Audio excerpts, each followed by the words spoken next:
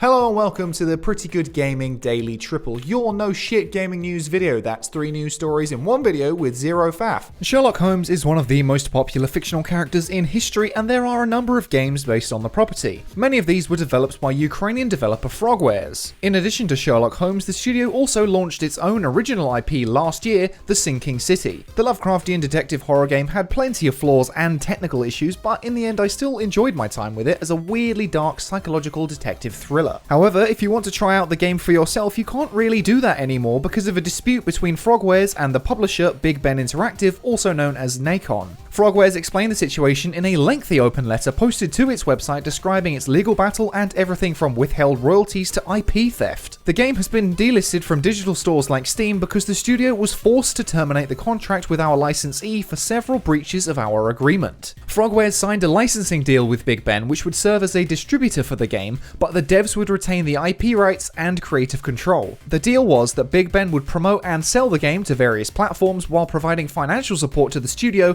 in exchange for a cut of profits. But according to Frogwares, the relationship between the two parties began to break down as Big Ben was way behind on payments despite Frogwares achieving its production milestones on schedule. After the game launched, Big Ben supposedly cancelled various game development milestones, meaning that no payment from the game's sales could be given to Frogwares. They cancelled those milestones after the game had already launched, so they clearly had met those milestones. That's like asking someone to make you a BLT sandwich, but then after you receive it, you say you cancelled the tomato, so you're just not paying for it. The issues go beyond just financial disputes, as it seems Big Ben attempted to wrestle control of the Sinking City IP itself from Frogwares. Big Ben bought a rival studio which was also developing a Lovecraftian themed game and demanded that Frogwares give up the source code to the Sinking City, even though Big Ben has no control over the IP. Copyright notices on the boxed copies of the games also indicated that Big Ben was the rights holder, but that wasn't the case, and Frogwares' logo was even missing on some PS4 and Xbox One copies. Big Ben also launched the Sinking City tabletop RPG and again falsely claimed to be the copyright holder and bought dozens of Sinking City and Sherlock Holmes domain names. Following these various issues, Frogwares officially filed a lawsuit against Big Ben and terminated the contract, but that wasn't without its own complications. Big Ben attempted to use the French emergency law established during the Foster's Fever pandemic and refused to meet their contractual obligations. This actually seemed to work in Frogwares' favour as it presented 2 more reasons for contract termination. By now, the studio was entitled to €1 million in royalties owed, and the emergency law triggers a force majeure which ends the contract due to unforeseen circumstances. All this has resulted in Frogwares removing the game from digital stores while the ownership situation is clarified to these retailers. The game is still available to buy if you fancy it or want to support a developer getting screwed over by a publisher on Frogwares' website, Origin, Games Planet or Nintendo eShop, all of which are linked below. The studio has had trouble with publishers in the past, as in October 2019, Focus Home Interactive refused to return the Sherlock Holmes game rights after the licensing agreement had expired, resulting in 9 out of 10 Sherlock Holmes games being delisted from Steam. Frogwares' letter about this whole situation is fairly long, but it's well worth a read to get a full grasp of how shitty the situation is. This sort of thing happens all the time in gaming, and this certainly won't be the last we hear of it, as publishers continually seem to screw over their developers. Sometimes these things are just a matter of miscommunication, but other times it's clear that the publisher is trying to clamp its corporate boot down on one small developer's neck. The letter finished with this sentence, which I think is a good way to end this segment. We only have one goal, helping to banish bad practices by speaking freely about them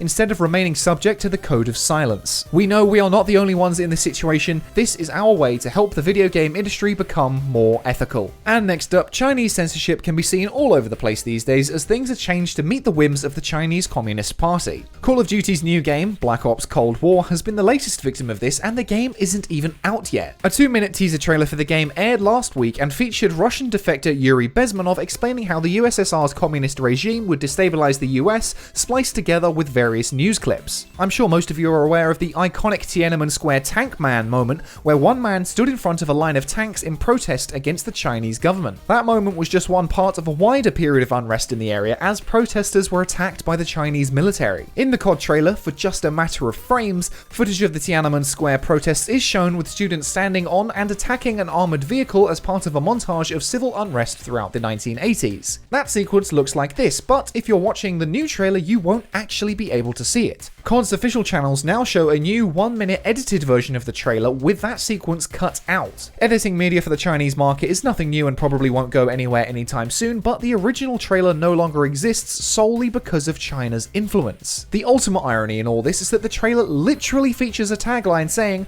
"Know your history," but clearly China is willing to wipe away that unfavorable part. This shouldn't really come as a surprise because after all, China's gonna do what China does, but beyond that, the country now has a direct hand in the ownership of Call of Duty. Everyone's favorite Chinese megacorporation Tencent owns a 5% stake in Activision Blizzard. Tencent is the biggest gaming company in the world and reports directly to the Chinese Communist Party. That means that Activision doesn't only have to bend to China if it wants to sell its games there, but literally to its own shareholders, which we all know is what gaming is all about. Call of Duty Black Ops Cold War is potentially a really interesting concept as it's a pivotal moment in history, which we're still feeling the ramifications of now. The trailer leans heavily into the idea of espionage and media manipulation, but the idea itself is being altered to fit China's version of history. If they're willing to alter a trailer not just for China, but for the whole world, what does that say about the state of the game itself? I'm sure there are people doing great work on the game, but if they're being censored because of Chinese shareholders, then how is a game specifically about the Cold War and communism ever going to work? And finally, after dodgy publishers and censorship, let's finish up with some positivity. Games Done Quick is pretty much what it sounds like. They play games pretty damn quickly. They do regular speedruns of various games, and recently, with their Summer Games Done Quick 2020 event, raised $2,334,510.84 in donations for Doctors Without Borders. The event ran from August 16th to August 23rd and received 33,695 donations. The average donation was around $69, nice, and the highest donation was over $270,000. These events are usually run in person, but given the current state of the world, it was streamed instead and still ended up being hugely successful. Their speedruns for this event included games like Final Fantasy VII Remake, Breath of the Wild, Super Mario Bros, and Knights of the Old Republic, and they can all be viewed on YouTube. It also featured the first ever Games Done Quick VR speedrun with Half-Life Alyx, which was beaten in 31 minutes and 16 seconds. Personally, I really don't care for speedruns as I like to take my time, but it's incredible to see over $2.3 million raised for such a good cause. It feels good to talk about things that are positive for a change, and I try to do it as often as possible in these videos, but sometimes it just doesn't happen. But if you come across any positive gaming stories, please send them my way because there's enough negativity in the world and I like sticking them in a daily triple. And that's your lot for today. If you enjoyed this no shit format, go ahead and give the video a like to give it a boost.